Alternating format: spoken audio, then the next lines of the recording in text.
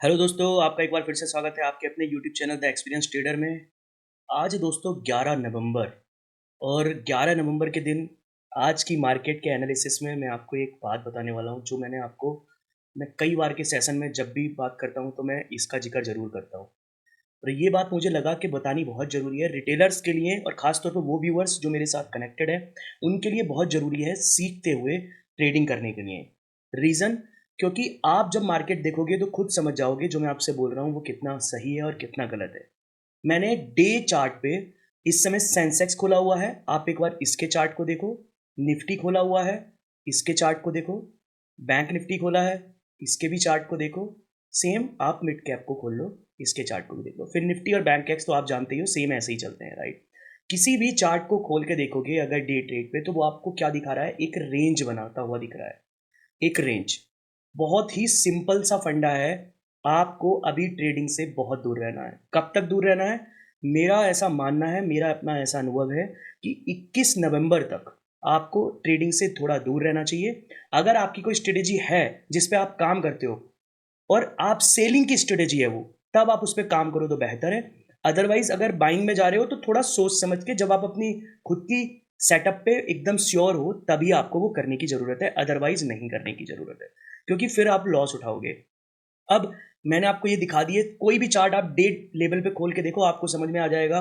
1 घंटे के उस पर अब मैं निफ्टी बैंक और निफ्टी 50 को आपको दिखाता हूँ। 1 घंटे का चार्ट देखो, आपको क्या समझ में आता है। आप देखिए, क्या एक रेंज बाउंड है। और रेंज क्या है? रेंज बहुत सिंपल सी है, ये एक रेंज है 52,500 की और नीचे की रेंज है 50,200 की। इस रेंज के ही बीच में चल रहा है। सोचो आप कितने दिन हो गए सिर्फ इसी रेंज के बीच में ही मिल रहा है। अब एक पॉइंट जो सबसे जरूरी है, मुझे जो लगता है कि हमारे लिए ट्रेड वाले दिन कौन कौन से हैं इन सब दिनों में। तो एक दिन हमें ट्रेड का ये मिला है, ठीक है। दूसरा दिन हमें ट्रेड का ये मिला है। तीसरा दिन हमें ट्रेड का ये मिला है। चौथा दिन हमें ट्रेड का ये मिला है, ठीक है। पांचवा दिन हमें ये मिला है और छठा दिन हमें ये मिला है, राइट। तो ऑलमोस्ट सेशन हो चुके हैं कितने, ये पूरा महीना निकल गया लास्ट वाला अक्टूबर का, प्लस नवंबर की भी आज 12 तारीख हो गई है। लेकिन इन 20 और प्लस लगभग 28 सेशन, 27-28 सेशन या जितने भी सेशन ये हैं, इन सेशन में जो हमें ट्रेड करने के दिन मिले हैं वो मैक्स टू मैक्स 7 या 8 ही मिले हैं, वरना कोई सेशन नहीं मिले। और अदर देन 20 दिन हमारे लॉस ही हुए होंगे। रीजन आपको दिख रहा है, ये जो कैंडल है 1 घंटे की कैंडल आपको बता रही है किस तरीके का इंटरेस्ट इसमें बन रहा है बड़े लोगों का। रेंज बाउंड है, कुछ नहीं बन रहा है, अभी सिर्फ लॉस ही होगा। अवॉइड करो, मेरा ऐसा मानना है, अभी अवॉइड करो। कब तक अवॉइड करना है? बस एक टाइम याद रखो जो मुझे समझ आता है, 21 नवंबर तक अभी हमें ट्रेड नहीं करना है। और उसके बाद में आप ट्रेड करो तो आपको एक अच्छे स्विंग भी मिलेंगे, आपको अच्छे ट्रेड भी मिलेंगे, ये मेरा मानना है। और हो सकता है या तो 21 के आसपास, उससे पहले सेशंस में, या उससे उसके सेशंस के एक दिन बाद, यानी 21 के आसपास ही आपको कहीं ना कहीं इस रेंज का लेवल का ब्रेकआउट दिखेगा जरूर। उससे पहले मुझे लगता है थोड़ा सा टफ है। एक वीक और मार्केट कुछ ऐसा ही चलेगा, ऐसा मेरा अनुभव है, राइट। तो मार्केट की और ज़्यादा एनालिसिस तो मुझे लगता नहीं कि मुझे आपको साझा करनी चाहिए कोई कुछ खास। मुझे तो नहीं लगा कि आपको क्या मैं साझा करूं, क्या सेटअप करूं जो आपके साथ साझा करूं।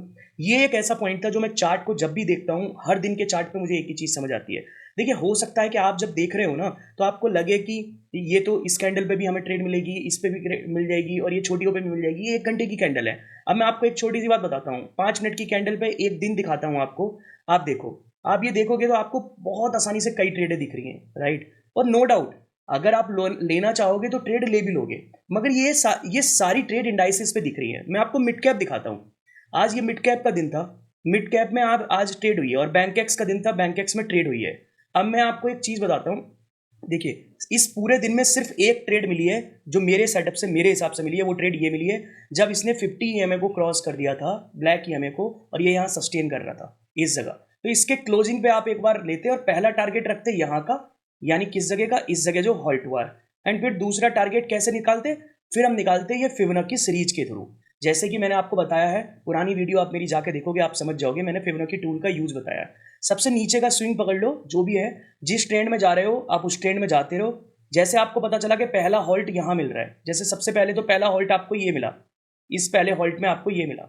लेकिन ये हॉल्ट जो था, ये हॉल्ट हमें कोई ट्रेंड नहीं दिखा रहा कि ऊपर की तरफ का ट्रेंड है, या नीचे की तरफ का ट्रेंड है, यहाँ हमें क्लियर ही नहीं है, क्योंकि ये जिग इस तरह से चल रहा था और ये नीचे गया और ये ऊपर गया, पर ये ट्रेंड नहीं है, आइडेंटिफाई नहीं हो रहा। ट्रेंड कैसे आइडेंटिफाई होता है? ट्रेंड, आप ट्रेंड को आइडेंटिफाई करने के लिए कुछ मत करो, मेरे हिसाब से आप सिर्फ और सिर्फ फिबोनाची रिट्रेसमेंट को यूज करो। ये हमने उठाया, हमें जब ये कैंडल मिल गई, ये सब मिल गई, तो ये इसने यहाँ पे हॉल्ट कर दिया। अब जैसे इसने हॉल्ट कर दिया, बस यही मेरे लिए ट्रेंड आइडेंटिफायर का काम करेगा।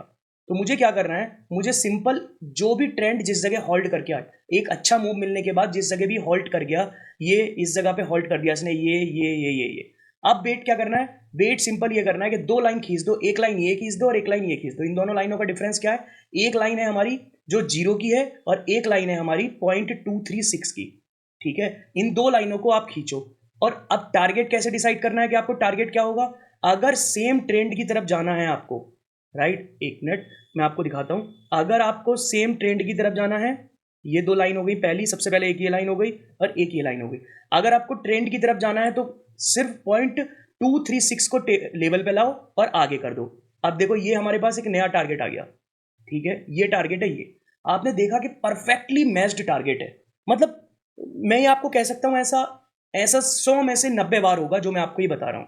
अगर इसने यहां पे मूव दिया, ये आपको लगा कि ये मूव दे रहा है, तो आपको क्या करना है, आपने अगर इस कैंडल पे पोजीशन बनाई है तो आपको जब तक का वेट करना है जब तक कि ये ट्रेंड ये इस कैंडल के नीचे ना आ जाए। और अगर आप इतना वेट नहीं कर सकते थे और आप चाहते हो कि दूसरी जगह आप पहले रिट्रेसमेंट का वेट करोगे, तो आप रिट्रेसमेंट का भी वेट कर सकते हो, मगर स्टॉप लॉस यही होता कि इस कैंडल के नीचे जाते ही, क्योंकि इस कैंडल ने ही इसके लेवल को ब्रेक किया था, इस कैंडल के नीचे जाते ही आप तुरंत ही क्या कर जाओगे, एग्जिट कर जाओगे, राइट। तो ये आपका आइडियोलॉजी होनी चाहिए, ये आपके सेटअप का हिस्सा होना चाहिए। और टारगेट कहां तक का मैंने बताया, टारगेट आपका हो गया ये वाला, कहां का, 59,517। और एग्जैक्टली आप देखो, एक बार, दो बार, तीन बार, चार बार, 5 बार ऑलमोस्ट इसने ये टारगेट आपको हिट करा, पर इजिली आपको ये टारगेट मिल गया होगा बैंक एक्स के अंदर। अब दूसरा सिनेरियो क्या हो सकता था कि क्या ये वीक है? अगर ये वीक होता तो क्या होता, अभी तो ये आपको ट्रेंड मिला नीचे से ऊपर की तरफ का, हो सकता था कि ये मार्केट यहां से नीचे आए, नीचे आता, यहां पे रुकता और फिर नीचे आता। उस केस में क्या होता, उस केस में आपका ये स्टॉप लॉस बन जाता और पहला टारगेट क्या होता, फर्स्ट टारगेट बन जाता ये हमारा फर्स्ट टारगेट होता, फिर सेकंड टारगेट हमारा बन जाता ये, राइट। और इस जगह आके फिर से ये होल्ड करता। और कभी भी अगर ऐसी जगह आके होल्ड कर रहा है और आपको 0.786 को ब्रेक कर रहा है अगर, तो फिर मैं आपको बता दूं 0.786 के ब्रेक करने के बाद ये बहुत तेजी से नीचे की तरफ बदल जाता है, क्योंकि फिर ट्रेंड कंप्लीटली चेंज हो जाता है। अगर आप ऊपर की तरफ जाने का सोच रहे थे तो वो नीचे की तरफ आ जाता है। तो ये मेरा एक सेटअप है, ये तो इसके भी यहाँ पे आपको ट्रेड मिल सकती है जो मुझे लगता है मेरे एक्सपीरियंस के हिसाब से, अदरवाइज नहीं। बट मैं अभी ट्रेड करने से अवॉइड कर रहा हूँ, एटलीस्ट 21 तक तो मैं ट्रेड नहीं करने वाला हूँ, राइट। कोई कुछ भी कर लो, कोई और काम कर लो, बट मैं अभी ये ट्रेड नहीं करने वाला हूँ, पहला पॉइंट। तो कहने का मतलब ये हुआ, अब हमें कितनी ट्रेड मिली टोटल, सिर्फ और सिर्फ एक ही ट्रेड दिख रही है मुझे जो इस पूरे सेटअप में मिली है मेरे हिसाब से, ये गई। अब ट्रेड तो आपको यहाँ भी दिखेगी, यहाँ के रिवर्सल में भी दिखेगी, जरूर पैसा बनाया होगा, कोई ना कोई एक्सपीरियंस होल्डर ऐसे होंगे जिन्होंने यहाँ पे भी पैसा बनाया होगा, लेकिन कुछ ऐसे एक्सपीरियंस होल्डर भी होंगे जिन्होंने यहाँ पैसा गवा भी दिया होगा, राइट। तो हमें ऐसी जगह जाना है जहाँ हम श्योर हो, तो एक दिन में एक ही ट्रेड ये यहाँ पे हमें मिली तो हम इस ट्रेड को बना सकते थे, अदरवाइज नहीं। अब मैं आता हूँ एक ब्रीफ फिर से 5 मिनट की कैंडल पे कि निफ्टी 50 में क्या हो सकता है और बैंक निफ्टी में क्या हो सकता है। कल का दिन है हमारा किसका, ट्यूसडे का, यानी फिर निफ्टी की एक्सपायरी। तो फिर निफ्टी से स्टार्ट कर लेते हैं, वो ज़्यादा बेहतर होगा। मार्केट में इसने क्या किया है आज, एक बड़ा चार्ट देखते हैं 1 घंटे का। 1 घंटे के चार्ट पे आपको एक बात समझ आएगी, इसने सेम बैंक निफ्टी की तरह और बैंक एक्स की तरह एक रेंज बनाई हुई है, इस रेंज में ये चल रहा है। अब ये बिल्कुल बीच में है, अब ये बीच में है, इसका मतलब क्या है, इसका मतलब ये है कि कल को एक्सपायरी में ये कहीं नहीं जाने वाला, मैं आपको बता रहा हूँ। ये सिर्फ और सिर्फ 2 स्विंग के बीच में कल चक्कर काटेगा। अगर वो स्विंग पार हो गए तब ये एक अच्छा ट्रेंड दे सकता है। वो स्विंग कौन कौन से होंगे, सिर्फ ये बॉक्स के स्विंग होंगे। मैं आपको ये कहना चाह रहा हूँ कि ये 2 रेंज है, एक रेंज 24,200 की है और एक रेंज 24,800 की है, राइट। ऑलमोस्ट इस रेंज के बीच में ही मार्केट घूमेगा कल और परसों को, और बाकी का कोई बहुत अच्छा मूवमेंट नहीं देने वाला। एटलीस्ट कल तो ये घूमेगा ही घूमेगा, फिर उसके बाद हो सकता है कि ये अपनी रेंज को थोड़ा बड़ा करे और फिर ये इस लेवल को 24,400 या नीचे 23,100 के लेवल को टच करे। मगर कल मुझे लगता है कि ये कुछ ऐसा ही मूव देगा, इस बॉक्स के अंदर ही रेंज में रहेगा। तो आप अपने हिसाब से सेटअप ढूंढ के कर सकते हो, जो भी ट्रेड आपको करना चाहे। लेवल्स कुछ ऐसे ही रहेंगे, इसके पार भी जाएगा तो बहुत अच्छा नहीं जाएगा, अगर गया तो नीचे को आएगा तेजी से और धैर्य से ऊपर चला जाएगा। हाँ, अगर क्वांटिटी या वॉल्यूम या कुछ इस तरीके की कवरिंग आ जाए, शॉर्ट कवरिंग आ जाए तो कुछ हो सकता है, बट शॉर्ट कवरिंग आने का भी अभी ऐसा कोई मूव मुझे तो दिख नहीं रहा है, राइट। ऐसा जरूर समझ आ रहा है एक एक घंटे के हिसाब से कि अब मार्केट को थोड़ा यहाँ पर रोकने की कोशिश करी जा रही है, सस्टेन करने की कोशिश करी जा रही है। क्योंकि एक घंटे की कैंडल में आपको समझ में आ रहा होगा, देखिए यहाँ पे कोशिश की गई, फिर नीचे आ गए, यहाँ कोशिश की गई, फिर नीचे आ गए, यहाँ फिर कोशिश की गई, तो अभी फिर नीचे आ रहे हैं। तो अभी 50 EMA के पास चल रहे हैं। अगर ये 50 EMA के पास सस्टेन कर गया तो हो सकता है 24,200 का टारगेट मिल जाए आपको कल, और अगर ये नहीं सस्टेन करा तो फिर ये हो सकता है 24,700 के पास भी आपको, सॉरी 23,700 के पास भी आपको जाता हुआ दिख सकता है।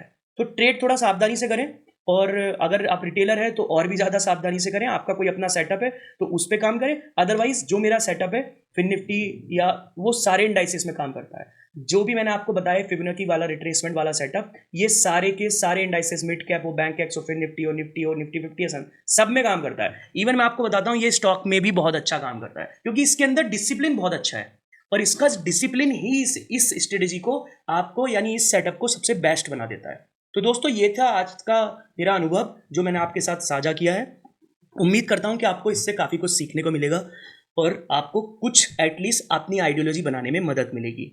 दोस्तों, आप अगर इस वीडियो तक आए हैं और आपको लगता है कि हमारे चैनल से, मेरे अनुभव से आपको कुछ एक्सपीरियंसेस मिल रहे हैं, आपको फ़ायदा हो रहा है, तो प्लीज़ हमारे चैनल को लाइक कीजिए, सब्सक्राइब कीजिए, वीडियो को आप अपने कम्युनिटी में साझा कीजिए, शेयर कीजिए, तो उससे हमें प्रोत्साहन मिलेगा और उस प्रोत्साहन से मैं अपने अनुभव और भी स्पीड के साथ आपके साथ साझा करूँगा। तो दोस्तों, अगली वीडियो मैं आपके ऊपर EMA और SMA के ऊपर डालने वाला हूँ। मैं आपको ये बताने वाला हूँ कि इस वीडियो में, नेक्स्ट वीडियो में, कि EMA क्या होता है और SMA क्या होता है और ये दोनों कैसे काम करते हैं, राइट। तो मैं उनके बारे में आपको एक डिटेल रिव्यू देने वाला हूँ ऑन चार्ट। मैं अपनी सारी नॉलेज आपको ऑन चार्ट ही साझा करूँगा, जिससे कि आप लाइव देखो या चार्ट पे देखो, तब आप समझने की कोशिश करो, राइट। तो ये थी दोस्तों मेरी अब तक की वीडियो अनुभव, और जो मैं आपके साथ साझा करना चाहता था। उम्मीद करता हूँ आपको इससे काफ़ी कुछ सीखने को मिला होगा। मिलते हैं अगली वीडियो में दोस्तों।